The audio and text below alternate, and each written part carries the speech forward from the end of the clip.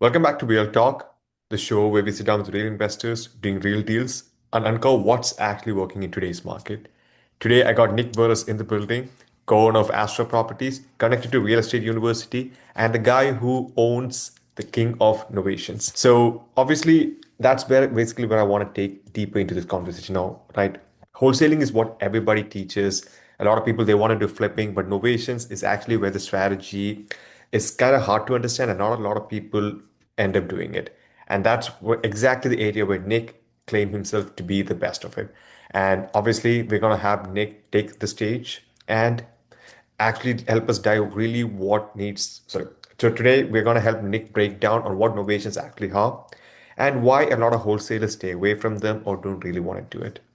So, Nick, thank you so much, brother, for hopping on the call with us. For the guys who do not know who you are, can you give us a quick intro about a little bit about you and a little bit about your background story? Yeah, Dion, thank you for having me. Super excited to be here. So I actually closed my first ever deal that I did in the investing space was actually innovation. So I learned it from my mentor here in Connecticut, and I after that I learned everything about wholesale novations, the whole nine yards. I currently own Astra Properties with my partner Marcos. We were primarily a wholesale slash novation company. Over the past, I'd say 6 to 8 months, we've pivoted more into the flip space. So now we're buying more than we're wholesaling. At Mhm. least in Connecticut, I'm noticing the margins are better here. For just buying the property, especially because we get deals so deep. Our margins are a lot better, but we are still doing a lot of innovations. We actually just closed one last week. So yeah, dude, no, innovations are the key. And if you know how to do them properly and actually pitch them properly, you can make a Mhm. point doing it. Amazing. And would you mind explaining novations to the audience? Let's say you're explaining to someone who had never heard of the word novations before. They don't know Yes. what that is. So Yeah. can you explain to them what that is in like layman terms? For sure. So basically, the simple way to explain a innovation is a wholesale that you could put on market. So rather than having to find an end buyer to buy the contract from you off market and kind of being secretive with the seller, which a lot of wholesalers do, a novation allows you to put that contract on the market, obviously with consent of the seller, but you can close it with people using financing, meaning conventional loans, FHA loans, VA loans, chattel loans. Does not matter what type of loan, you can close it with them because rather than assign the contract, you release the contract. So that's the bread and butter of novations. And you're going to find people paying a lot more money on the market rather than people trying to buy a contract off the market.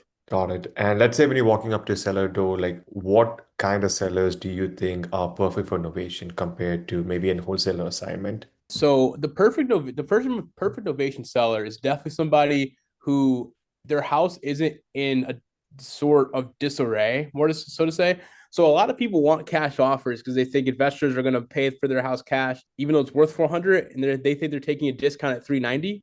They think an investor is going to buy that and make money on it. What Mhm. people don't understand is that's not how it works. There's buy, hold, sell costs. That's that you physically can't pay for a house that is worth 400. You can't pay 390, right? But if you're able to get them to understand that reality, and you're like, hey, what if I gave you 360 or maybe 370? Would that be something that you could work with? And they're like, yeah, I would do that. You're like, cool. Would you be open to waiting 30 to 45 days for you to get that money? So that way you have time to pack up, move to your thing. They're like, oh yeah, that works perfectly with my time frame. And then Mhm. you're like, great, I have a phenomenal option for you.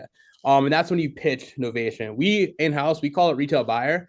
Mhm. How we pitch it is a white glove concierge service. You don't got to worry about paying commissions, fees, closing costs. The only thing the seller pays when we work with them is their taxes, their conveyance tax, which here in Connecticut is 1%. Other than that, they pay nothing. If an inspection comes back sourly or poorly, we do all the repairs for the seller. That's what I think people kind of misconstrued with novations. They think it's going to be you're just going to get the contract, put it on the market, and then you're going to make all this money. You have to sell the service. No one's going to let you just take their equity for no reason, right? You have to give them a surety as to why they're giving you the equity if you're able to earn it at the end of the transaction, right? So if not, you're just doing a net listing, which is legal in Connecticut. So how we frame it is, hey, listen, you can either list it on the market with us. I'm also an agent, so there's a lot of people on my team. So we're also agents. We can list it for you, which is great, but you got to handle everything. Or we can retail buyer it, and you can have the assurity that you're not going to have to do a single repair. The amount we give you is the amount you walk away with at the end of the day. And God forbid something does come up during the inspection phase with the end buyer, we are going to cover every single thing for you on that transaction. So you don't have to worry about a thing. You don't have to lift a finger. And when you move, anything you don't want, leave it in the house. We'll take care of it before closing. That's how we pitch it. And that's why it's so effective for us. That's why we're able to lock up so many of them. Yeah, and when you mention the part where if something comes up through inspection and you'll be able to take care of it, right? So what do you think are the sort of things which can go wrong during that inspection period? Dude, you'd be surprised. I've done septics, I've done roofs, I've done windows. We have done literally every single thing you could possibly think about doing to some of these properties. We've done it. Little things that people won't even think about. Maybe there's an issue with some of the support beams in your basement, but your most the average homeowners think that's like $10,000 repair. It's really not. Assist for the beams, do what you have to do, make the quick swap, you're good to go. Electrical issues, plumbing issues, all the things that scare people, we're able to do obviously for them before the closing, but we get it done so cheap. So we have the guys in house. Is this more of a security blanket? What gives people peace of mind when they're selling their property that they're not gonna have to worry about a single thing at the end of the day, no matter what it is, whether it's electrical, plumbing, literally if there's a foundation issue, does not matter. We will take care of it. I did a novation where I had to like remortar some of the foundation. It was like crumbling. We've Mhm. done that. It doesn't matter what it is. It just gives that seller so much peace of mind. They don't have to do it themselves. And what would you say is like the actual math on a novation deal look like? Let's say if you compare it to like a regular wholesale assignment fee on the same house compared to what you walk away with on a novation. So let's say if a house is worth maybe 500K, for example, Yep. maybe break it down for us. Yeah, for sure. So our average novation is between 30 to 40 grand. We closed one like 2, 3 weeks ago. We made $63,000. I've closed novations where I've made $2,000, right? Hmm. We usually shoot to be in that 30 to $40,000 range. I think the national average assignment fee is 10 or 15,000. So you're basically doubling the amount you're making right there. We're also in Connecticut. Connecticut's a smaller market, but it's definitely a more profitable market in my opinion. New Englanders are assholes. For those of you who don't know, we're very like stubborn. People are they're stuck in their ways and they don't like this like the national buyers coming into the Connecticut's market. And that's why it's easy for us because it's such a small state. We can go on the appointments, we can meet them in person. We're able to build that relationship and ultimately get better prices on a lot of these deals that we're doing. Which is why our innovation spreads are pretty high. That being said, God forbid the inspection goes super sour. You gotta do what you say you're gonna do, right? So God forbid it goes sour and it needs $10,000 or $15,000 worth of repairs or credits, whatever has you. That takes it out of your profit. So that's the risk that you take, right? If you're okay taking that risk, great. There's been deals where we've done where we've lost money, but we try to price drop sellers as we absolutely have to. It's not in our model. I used to try and like squeeze a lemon, but we were trying to be better. And not price drop unless we absolutely have to. Um, but that's the risk you take, right? You can lose money on some of these deals if it goes south, or you can make a killing, right? So it's got to weigh your options, which it's a little bit more hands-on than a regular wholesale because you actually got to do the thing you say you're going to do, which is a lot of people don't do. So Now, this is sort of like an interesting take. So I hear this part, a lot of wholesalers, they don't even come anywhere near the innovation side, even if their business depend on it. Now, it could be maybe because they don't understand the paperwork, they cannot actually explain it to a seller why they can't find the right buyer, or maybe they panic when things go a little bit sideways, just like you explained right now. mhm. Let's say if there's a lot of repairs and everything happening. So my question is, how much of the wholesale industry do you think is actually capable of leveling up to innovations? And is that the real reason why most operators they stuck doing 7K, just 7K in assignment fees? Yeah. So realistically, I think it's a skill set. Being able to pitch it to somebody takes sales ability. The reason our industry has such high churn with operators is because a lot of people don't treat it like a business, treat it like a side hobby. You need to be able to sell your product, right? Or your service. Wholesaling and novations are a service. We're providing a service to a customer. What a Hmm. lot of people don't realize is you see these guys on YouTube, Richard Taylor, whoever has you, making all this money because they're doing all these deals. You see that, and a lot of people get into it thinking it's going to be quick cash. It's going to be a cash crop. It's going to be great. All these things are going to happen. I'm going to start making $50,000 every single check with no effort. It's a business, right? If Yeah. you don't treat it like a business, you're going to fail. So you need to level up your skills on the business perspective to be able to actually run this like a legitimate operation. And that's why a lot of guys can't do novations because they don't know how. They don't understand the paperwork. There's a lot of legal terms you have to have in the contract for you to even be able to do that. They don't know how to sell it, so they're lacking the skill set, and they have no connections either, right? So you got to have a realtor in your back pocket to do the novation, someone who's okay listing it for cheap, and Mhm. who's okay putting a contract on the market without a listing agreement, right? So there's Yeah. multiple different factors that go into it. Also, when shit happens, there's going to be issues. There's going to be title issues. There's going to be legal issues. There's going to be things that pop up in these deals. A lot of these kids who are doing it don't know how to overcome those issues, which is why they fail immediately or the deals die Yeah. because some people just don't understand how to just work a transaction, right? I've been wholesaling since I was 22. I've been in business since I was 19. I'm currently 26. I've been doing deals for 4 years consistently with my old sales team that I used to work for and like by myself. Um, and I have seen there is almost no situation that I haven't seen at this point. And there's almost no repair that I haven't done. There's like nothing can stump me anymore. And that's just because of years of trial and error and experience. But I also got very blessed because I worked under somebody Mhm. who was doing a fuckload of deals. So I was able to see every single scenario that could happen. I was able to learn how to work through them, get the connections, find the contractors, find the attorneys. And now for anything that comes up, I have somebody top of mind who can do the thing. But that's what a lot of people don't understand is this is a legitimate operation that we run, not just a side hustle. Yeah. And I know since you have a ton of experience, especially doing novations, and obviously I do know that you teach the strategy to a couple of people too. Now, there are hundreds of YouTube gurus who do maybe like two or three novations and they would charge 25K to teach a course on it. Mhm. Now, my question is, what would you say is one of the most dangerous thing which is being taught about novations right now by people who don't actually do novations? So I would say a lot of people think you're just gonna lock up a property and put it on the market without the proper documentation. And a lot of people, including one of the bigger organizations here in CT, they don't actually tell the seller they're putting the house on the market, right? So what a lot of these guys will do is they'll say, "Hey, lie to the seller, tell them that you're just having partners walk through, contractors walk through, um, possible prospective buyers after you close." If you're doing renovation, you're not actually closing the property yourself. You're assigning it basically to the end buyer. You're releasing it to the end buyer. A lot of these gurus teach to do the opposite of that and lie to the sellers, right? That's why you get a bad rep. And that's why in Connecticut, they just passed a wholesale law, which is now making us get licensed, doing all these extra things, blah, because of guys like that.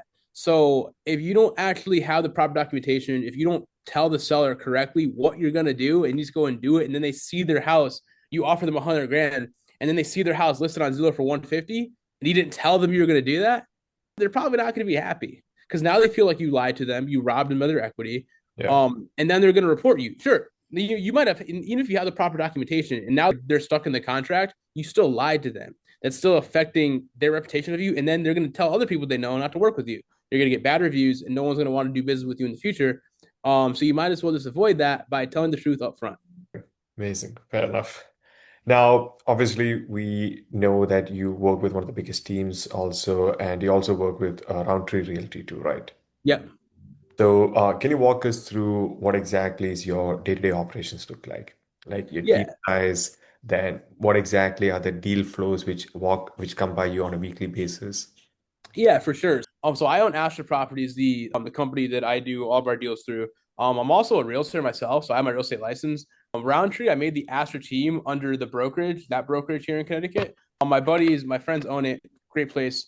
But that is really just to like expand our reach further and do more within different parts of people's businesses. We also list novations. We're very investor friendly. So if you or anyone listening, or if anyone ever has an novation they want to list for cheap, we're the guys who can do it and understand the process so you don't get shafted, right? So we service investors in that sense as well. I joined Roundtree to do just that, and obviously, we push our like our needs to them as well. What we're looking for, we buy a lot in Hartford County, so it's Yeah. more like a mutually beneficial thing that we have going on. Better exposures with Roundtree, but they also send us deals that are better for our buy box rather than theirs. So that's like kind of how we work together. And yeah, it's a pretty smooth relationship. But our day to day, I mean, we hit the phones. We spend a lot of money on PPC. Mhm. We go on. I still go on appointments. I still talk to sellers. A lot of operators try and once they hire, they try and leave their business. Even though I run Astra and Voxley, I still am very much involved in Astra's day to day. Because I'm not at a point yet where I could step out fully and have this thing run like the well-oiled machine that it is. I want to be, but I'm not there yet. So it still does take a lot of my time to be involved in the business, help the salespeople when they need. And yeah, and I only have a big sales team. I have one dedicated acquisitions guy and one kid who helps us with dispo here Hmm. and there. But he's more like of a back end guy. So yeah, that's what we look like. We do our fair share of volume, and yeah, it's very profitable and good for us. Right. And is your team based in the US or are they offshore? Yep. So they're US based right here in Plano. This is actually our office. So we come in here every day. We do our thing. I am looking to. I found a recruiter. I actually Moody put me onto him, and I had a conversation with him about bringing on maybe a virtual salesperson, US based. Hmm. Um, but they're like their process to find people is rigorous, which is why I'm interested. It costs almost 10 grand to have them place that person, but they guarantee that person will succeed, or they're gonna find you someone who will. So I'm debating doing that because we are at a point where we do have a lot of leads and it's hard for a couple people to keep up with them. But I want to get my sales guy to a position where he's fully comfortable doing everything that I do on a day to day, and he can just kind of manage the sales team and just kind of keep that deal flow and consistency across the board. Amazing. Now, this is sort of like a question which I want to know, especially let's say it's sort of like an advice you could say for people who just want to get into innovations or people who are curious about how these things work. Now, imagine like, okay, you're training someone to spot a novation lead versus a straight assignment lead on a call. So, what would you say is the decision tree you would maybe walk them through to know, hey, this guy's good for innovation, this guy's good for assignment? Yeah, for sure. So realistically, if the fastest way to do it is you when you're on the call, you're doing your underwriting on the call, right? No matter what script you have, no matter if it's RG Bates or whoever who does the one call close, whoever it is, no matter what script you use that you see people see from gurus, they try and buy their stuff. Doesn't matter. You should be underwriting that deal while you're on the call, right? The fastest way to tell if it's going to be innovation or wholesale is you click the Zillow value, where you pay copy and paste the address into Zillow. If you're in your CRM, every CRM has a Zillow thing now. You just click it, see what that Zestimate says, right? If it says 350 and they want 350, okay, you're probably going to be trying to gear them towards innovation. But if it says if it's worth 350 and they want 150 or 175 or 200, okay, now you know you probably have a wholesale deal on your hands where you can make a good bang for your buck. That being said, you can pitch both options. Oh, how we do it is if there's a seller who isn't just like kind of in that situation where they might be better for the cash route, but we still think we could squeeze the lemon on the innovation side. And they have time. A lot of sellers are distressed. They don't have a lot of time. They have to sell fast. What we do is say we'll price anchor with 150 cash, but we'll give them 175 retail buyer, which is innovation. Hmm. I'll ask sometimes, not a lot of times, but sometimes um people will be like, yeah, I could do the 175. And then we're like, great, and we'll go list it for whatever amount we think is gonna be a fit, right? But if the property is not that clapped, but they want a low price, the chances of us being able to get more money on the market is high. So we will try and do that as well. But we really only pitch to people who are not super distressed and have the time frame that fits that innovation windows. We don't want to lie to somebody either. And like say we're gonna close in 2 weeks and they see their house on the market, we're waiting for a buyer. You know what I mean? Makes sense. Amazing, Nick. I think you gave us a lot of insights on what exact innovations is, what's the best way to spot an innovation deal, and a lot of what do you call like the dangerous parts of innovation too, what to stay away from, how to make the best out of things too. Now, since we're almost towards the end of the session, I'm going to be doing something a little bit interesting because you are one of the experts in the innovation. What I'm going to be doing is I'm going to be walking you through a list of seller scenarios, and I Mhm. want you to tier them. S tier is like the ideal situation. A would be like, you know what, it's a strong fit. All the way till D, D would be like, you know what, is the worst thing. Walk away as much as possible. Sweet, let's do it. Yeah, so it's S, A, B, C, and D. Cool. Now, the first scenario. Seller wants 250K, ARV is around 300, house needs 20K of cosmetic work. I like this. This is fun. I'd probably say B tier. Could probably B, mix up shake with it. cool. Maybe just a quick reason why. Oh yeah, my bad. Yeah, so I would say because depending on the amount of work it needs, you could probably get in there and put some lipstick on a pig and maybe sell it on market for like 280. So Mhm. if they want 250 and you put in 5 grand, so to say I've done this before literally, put in like 5 grand and you list it for 280, 285, you'll probably be fine. The commissions are cheap, the closing costs are cheap, it's a cheap house. So you probably squeeze the lemon and make like 20, 30 grand on it. Amazing. Next one. Seller is in active foreclosure 30 days from auction. So How much do they want? How much is their house worth? Nah, it's we did not mention that part. It's just a scenario. Okay. We just know about the fact that they're in active foreclosure just 30 days from auction. Okay. I would say this one's probably, I mean, for the sake of this, I would say C tier. We get creative with them though. So what we've done in the past is we have a great foreclosure attorney who could also extend the foreclosure. We Hmm. have locked stuff up Novation, extended the foreclosure by like 2 or 3 months and put it on the market anyways. So in theory, this could be A tier because the person's distressed and they just want to get out of it. So if you're in that scenario, that situation, if you could extend the foreclosure and you could say they owe 250 and they'll take 260, right? They'll walk away with 10 grand. Yeah. But you know the house as is worth 330, 340, dude. You can offer them the 260, 270, whatever you want to do. Extend the foreclosure, pay that attorney fee. It's like 1,000, 2,000 bucks, put it on the market, and then sell it. So you can actually squeeze a lemon because there's a lot of distress in that situation. The seller's okay taking a little bit less money because they'd rather make something than nothing. And you can really work that in your favor. So in an experienced investor situation, A tier. In a person who's new to the game, which we'll say in this scenario it is C tier. Okay. What about another scenario? Inherited property, three siblings on the title. Nobody wants it. Nobody wants the house. Nobody wants a house. It's an inherited property. Is it vacant? Are the siblings cooperative? Are they cool with each other? Yeah. I mean, All right. nobody wants it, right? So I guess they might Okay. be cool with it. A tier. If it's vacant, you get the siblings on board. Dude, easy. Because dude, vacant ones, you just go in there, clean it up. Literally, just clean it. Just as it hire a cleaning crew, put it on the market. It's easy. All you have to do is make sure they're on board. If they're not on board, you're beat. But yeah, if they're on board, dude, that's an easy innovation. Put it on the market, call it a day. They get what they want, you get what you want. It's butter. Unless they don't agree. If they hate each other, Hmm. they'll F. Don't even make it complicated. So, Okay. Okay. What about seller is upside on the mortgage? He owes more than what the property is worth. it's probably D tier. You're not doing much with it, dude. Because if he's underwater, he's not making any coin. You're not making any money. You can't sell it. You might as well try and either short sell it or sub to it. But you shouldn't try and novate that because it's going to sit on the market. You're going to waste his time, your time, and everyone's going to be unhappy. So I wouldn't even do that deal. Okay. What about a holder homeowner, lived there for 40 years, and he wants to maximize the check as much as possible? Dude, what about what I've said? What have I said so far? I said BCD. Have I Yeah. said S yet? Seller is a mortgage. You said that's a D. Don't even go near it. But Okay. homeowner, he lived there for 40 years and he wants to get the best value for his property as much as possible. Oh, dude, that's an A tier for sure. 18. Yeah, it's A tier because he would do if his house is worth 425, he wants an as is sale, give him 370. You know what I mean? You make your nut, he makes his nut. Everyone walks away happy, easy one. And he's old, so he's not doing anything. He can leave the show the house whenever. So yeah, make it nice and easy for yourself. Got it. And the last one, seller is going through a divorce, both spouses still on title. I'd argue, I haven't said it yet. I'd argue, you know, I would switch the sibling one to S and I would put this one in A because I'm doing one right now in Newtown.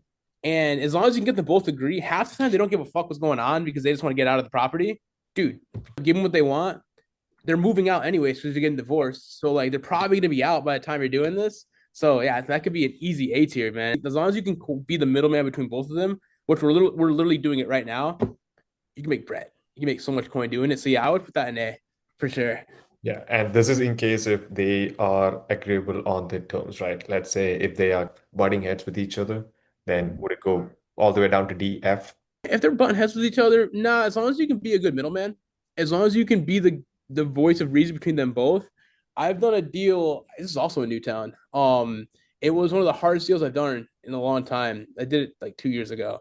Hmm. Um, the seller was a brother and sister, but they genuinely hated each other more than I've ever seen somebody hate their family in my entire life. Like they despised each other.